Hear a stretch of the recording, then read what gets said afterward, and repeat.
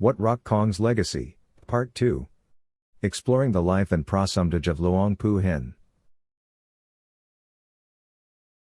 Welcome back to Part 2 of our series on the revered monks of Wat Rakhang. In our previous video, we explored the life and sacred Phra Somdej amulets of Luang Pu Nak. Now, we turn our attention to another significant figure from Wat Rakhang, Luang Pu Hin. Discover his unique spiritual journey, his travels and studies in occult sciences, and his own dedicated creation of powerful Phra Somdej amulets, carrying on the esteemed traditions of this historic temple. Somdej Toh of Wat Rakhang is undoubtedly the best-known sacred amulet among amulet collectors. However, most of us will not get the opportunity to purchase one because they cost millions of baht, and those who hold them are quite guarded. Furthermore, many people have fallen prey to swindlers, losing a significant amount of money. As a result, amulet collectors have turned to newly crafted amulets by revered monks, containing ancient Somdej Toh Wat Rakhang powder. People over the age of 50 are familiar with Luang Pu Nak and Luang Pu Hin of Wat Rakhang, who are the spiritual descendants of Somdej Toh. These two monks' Phra Somdej amulets contain the oldest Somdej Toh powder found compared to any temple that produces Phra Somdej. However, because these two monks' biographies are difficult to find and there are so many amulet molds, memorization becomes tough. As a result, few people in the amulet community are specialists at authenticating their amulets, making trading difficult. Here, I gathered and composed the following information from various sources, including history books, folk myths, and other literary sources. I included facts from several biographies of Luang Pu Hin and Luang Pu Nak for your benefit. This is because their amulets can be used in place of Somdej Toh amulets because they contain more old Somdej Toh powder than any other source. Consequently, their sacred power can be considered equivalent. Luang Pu Hin had a strong determination to learn occult sciences. He proceeded on a tudong, forest wandering, journey through the deep forests of Burma, Battambang, and Angkor Wat, studying many arts and training with different revered monks. His training ended in December 1922. Luang Pu Hin continued his tudong journey along the Thai border. Passing through Kavanburi, Nakhon Nayok, and Saraburi, he paid homage at Phra Phutthachan Saraburi, Buddha's footprint. Instead of staying in Thailand, he returned to Burma by the same road to Wat Rakhang, the temple where he was first ordained. During that period, he assiduously practiced Dhamma and meditation, obtaining the reputation of a master meditation monk. Every time Buddhist Lent ended, he went on tudong and rarely stayed at the temple, roaming through Vientiane and Luang Prabang before returning to Thailand and finally Burma. Luang Pu Hin once planned to travel on a forest pilgrimage to India. However, a watershed moment in his life occurred when a fellow traveling monk became ill in the thick forest on the route. He traveled to Thailand for medical treatment. Eventually, this monk passed away in Tak province. At that time, as Buddhist Lent approached, Luang Pu Hin was forced to spend a year in Tak province. Following that, Luang Pu continued his tudong expedition to Chiang Mai province and eventually to Myanmar. Later, he traveled to Sukhothai province and spent 2 months at Wat Phut the Prang in Sawan Kalak district before moving on to Ayutthaya. There he saw Phra Apaj Jayatep, an old acquaintance and abbot of Wat Thang Luang in Plai Klat subdistrict, Bangsai district, Ayutthaya province. He stayed and helped build monastic homes, the viharn, and preaching halls until they were completed. He lived in Wat Thang Luang for 11 years. Ayutthaya is never without good people is an old saying we all know. Luang Pu Hin learned extensively about occult sciences in this area, including from Luang Por Jong of Wat Na Tang Nak, and Luang Por Ton of Wat Kluai, who eventually became his Dhamma companion. Because Luang Pu Hin went alone on tudong in his final years, it is impossible to completely identify who taught him occult sciences. Later, in 1935, he learned of then Jiao Kun Somdej Phra Phutthachan Toh from a Rangsi, well-known reputation and formed a deep faith. He chose to visit Wat Rakhang Kazatarm to pay his respects to Phra Tep Siti Nayok, also known as Luang Pu Nak, who at the time had the ecclesiastical title of Phra Ratchamali, the abbot of Wat Rakhang. Their Dhamma discussions were really pleasant. Luang Pu Nak then offered him to remain at Wat Rakhang for Buddhist Lent, in Group 3, which was located on the temple's northwest side and is now Kosit Samo Sun School. At the time, Wat Rakhang started meditation and vipassana training courses, and Luang Pu Nak selected Luang Pu Hin to assist the temple's monastic operations on a continual basis, whether it was doing construction work or performing various maintenance. Monks in yellow robes did all of the work back then, with Luang Pu Hin serving as the foreman. He never refused to construct many temples. Even when he didn't have enough money to help, he would give away his Phra Somdej amulets for the people to worship and utilize the earnings to fund the construction, with truly good intentions. As previously stated, Luang Pu Hin of Wat Rakhang created several Phra Somdej amulets due to his strong confidence in Somdej Phra Phutthachan Toh. Luang Pu Hin tirelessly sought and gathered Phra Somdej amulets, both broken and damaged, until he had an adequate supply. He then ground them into powder. He also received Phra Palan powder from the south-facing corner of the Yuba Sot, ordination hall. Powders from Wat Sampluam's hidden chamber, Shuriat powder, and Trinising powder were all necessary. Luang Pu Hin started making his sacred Phra Somdej amulets in 1939 and continued for about 40 years, until the year 1978. He had 10 different versions, or editions, of his sacred and potent creations. His helper, Archon Kwan Wizit Toh, was a key figure in this process. Here's a simple look at each of his Phra Somdej editions. First edition 1939, Buddhist era, 2482. This was his first batch, with 5 different shapes of molds. Many soldiers received these molds as a protective measure, leading people to refer to this collection as the Indochina edition. The molds were Garuda chest, curtain opening, hairline, and pagoda shape. Second edition 1941, Buddhist era, 2484. For this set of 5 molds, Luang Pu Hin used special powders like Phra Somdej powder and powders from old temple hiding places, Kru, of Wat Rakhang and Wat Sampluam, along with other sacred powders. The shapes included the principal Buddha image, the Buddha's head piercing the arch, a monk's robe edge, a Garuda chest with an alms bowl head, and a groove chest with pair long ears. Third edition 1945, Buddhist era, 2488. During this significant period, he used a mix of sacred Somdej powder, the Phra Palan powder, and Kru powder originating from Wat Sampluam, alongside other highly efficacious holy powders, ultimately creating only 2 molds, the popular shape and the pagoda shape.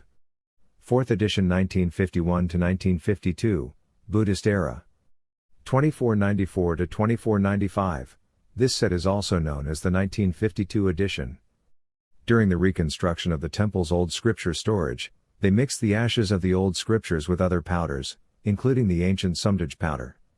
Some amulets were white, and some were mixed with the ash, making them black and white. This edition had 6 molds, including different versions of the principal Buddha image and triangle shapes. Fifth edition 1954, Buddhist era, 2497, utilizing the remaining sacred Somdej powder from previous creations, the revered Luang Pu Hin meticulously mixed it with various other potent and blessed materials to carefully craft just 2 distinct molds, the spiritually symbolic pagoda shape and the uniquely designed pagoda piercing the arch. 6th edition 1957, Buddhist era, 2500, significantly, Luang Pu crafted approximately 84,000 of these amulets because this year marked the auspicious 2500th anniversary of the Buddhist era. These powerful objects were also blessed in a special ceremony to further enhance their spiritual potency. This edition had 15 beautiful molds, including various Buddha images and symbolic shapes. 7th edition 1969, Buddhist era, 2512. This special set, notably known as the Saturday 5 edition, an auspicious day, featured 6 molds. Interestingly, Somdej Toh's old living quarters provided the sacred wood for some of the amulets. The molds included a main pillar popular shape, made from that wood, pagoda shapes, and an elegant lotus petal shape. 8th edition 1972, Buddhist era, 2515. This was the final edition of Phra Somdej by Luang Pu Hin, made for the 100th anniversary of Somdej Toh's passing. He created 2 molds for a large blessing ceremony. Luang Pu also renovated Somdej Toh's holy water well, and found a sacred diagram there, which he later put back for good luck. The two molds were the popular shape and the Garuda chest with alms bowl head. Later on, Luang Pu Hin made various amulets, such as coins and Phra ring. His Phra Somdej amulets, crafted from ancient magical powders and sanctified by revered monks, are highly valued. Additionally, numerous Nakpim, unofficial mold, amulets existed. These were amulets made in the same years but not official releases.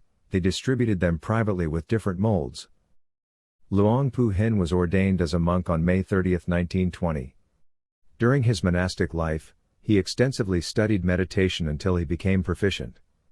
Later, he studied incantations and magical formulas until he became an unparalleled expert in occult sciences. He subsequently researched traditional medicine, treating thousands of suffering people at that time. He moved to Wat Rakhang in 1935 and stayed until 1978, a total of 43 years. Later, when Luang Pu Hin fell ill, a consequence of his tireless devotion and the relentless demands of his service, he sought treatment at Wat Kluai in Ayutthaya province. He also developed a tumor in his cheek pouch due to excessive betel nut chewing.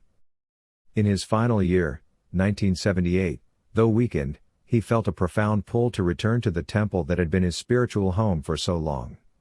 He arrived back at Wat Rakhang on May 19, 1978, and it was there, surrounded by the familiar sanctity of his beloved temple, that he peacefully passed away on May 21, 1978, at the age of 79, having dedicated 58 years of his life to the monkhood. Materials used to create Phra Somdej amulets.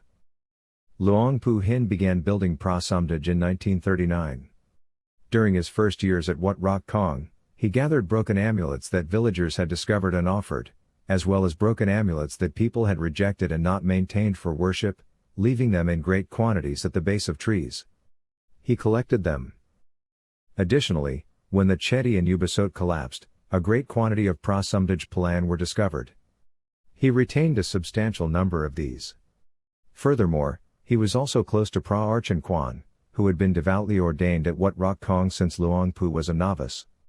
Archen Kwan's mother lived during Somdej Toh's reign and would bring various foods to the Njau Kun Somdej Toh, as a show of faith. When she gave meals to Somdej Toh, she was always given Phra Somdej Toh amulets in exchange. As a result, Archen Kwan's home had a large tray full of Somdej amulets, estimated to be around 100. As Archen Kwan's mother approached her final moments in this life, she generously donated her collection of Phra Somdej amulets to Luang Pu Hin, who uses them to create sacred amulets. Furthermore, Archen Kwan also received Somdej powder directly from Maha Liam, who looked after Somdej Toh's kuti, and with great respect, Maha Liam provided this powder to Luang Pu Hin as well. Along with the Somdej Toh and Phra Palan powders, Luang Pu Hin incorporated the Phra Sampluam powder, which was discovered when the hidden chamber was carefully opened. Additionally, Luang Pu added powders that he had personally created through the meticulous practice of writing, and then erasing sacred yantra scripts, a custom said to infuse the powder with concentrated blessings. Some of these additions were the Supreme Metta, Loving-Kindness, Suriyat powder, which comes from Khmer esoteric traditions, known for its ability to draw in positive energies, and the effective Trinising powder. Indeed, Luang Pu Toh of Wat Pradu Kaimpli also mastered Trinising powder for Supreme Metta in his Phra Pitta amulets. Delving into the experiences surrounding Luang Pu Hin's amulets, particularly his first edition, which was created in 1939, a compelling narrative of faith and efficacy unfolds. These sacred objects were not merely kept, they were actively distributed in large numbers to devoted disciples, brave soldiers, and steadfast police officers seeking spiritual protection. It was the courageous soldiers dispatched to the tumultuous Indochina War, who bore powerful testament to the Buddha Kun, the inherent Buddha's power, within the creations of Luang Pu Hin. They reportedly returned from the thick of battle with astonishing tales of Klau Klaad, escaping danger, and Konkrapen, invincibility, their lives seemingly shielded by the monks' blessed amulets. Experiences with Luang Pu Hin's amulets. The initial edition is roughly 85 years old and was produced around the same time as Luang Pu Nak's 1941 edition. In 1939, Luang Pu Hin produced a significant number of amulets because he had collected tens of thousands from 5 to 6 dragon jars filled with powder. To make amulets, Luang Pu Hin also offered Luang Pu Nak some of his powder. The Phra Somdej amulets of Luang Pu Hin are often old and made of plaster. Some resemble the surface of Phra Somdej Phom amulets that were placed in a hidden chamber or that he immersed in holy water. They have a texture that is akin to that of tofu skin. Therefore, Luang Pu Hin's amulets tend to be firmer, plaster-based, and some have a tofu skin texture, comparable to Phra Somdej Phom amulets, but Luang Pu Nak's amulets are more like Somdej Toh amulets in that they contain a lot of powder. Luang Pu Hin's Phra Somdej of Wat Rakhang possesses highly revered Buddha Kun and Metta Mahaniyom, loving-kindness and popularity, and Klod, escaping danger. There have also been numerous reports of Konkrapan, invincibility. Furthermore, his Phra Somdej amulets can be used to invoke holy water with enormous efficacy and to treat illnesses caused by black magic or spirit possession, as if he were sprinkling the holy water. He was renowned for his holy water, attracting many people daily who sought his blessings. During World War II, Luang Pu Hin's Phra Somdej became widely known. The potent reputation of these amulets transcended geographical boundaries, not only being recognized and favored by old Thais, but also by foreigners such as Singaporeans, Hong Kongers, Malaysians, and Indonesians. This has led many of them to hold Luang Pu Hin's creations in equally high esteem as their Thai counterparts, often valuing them at prices significantly exceeding those within Thailand itself, a testament to their perceived spiritual and historical worth. Luang Pu Hin's amulets are still available to some extent today. Even after his passing, the sacred power imbued within Luang Pu Hin's Phra Somdej continues to be a source of faith and protection for devotees worldwide. The enduring demand for his sacred Phra Somdej serves as a testament to his spiritual merit and the profound faith placed in his blessings. This enduring legacy of miracles and blessings ensures that Luang Pu Hin remains a highly respected figure in the realm of Thai amulets to this day. And that concludes our two-part exploration into the lives and legacies of Luang Pu Nak and Luang Pu Hin of Wat Rakhang. We hope you've enjoyed learning about these remarkable monks and their significant contributions to this historic temple. Thank you for watching.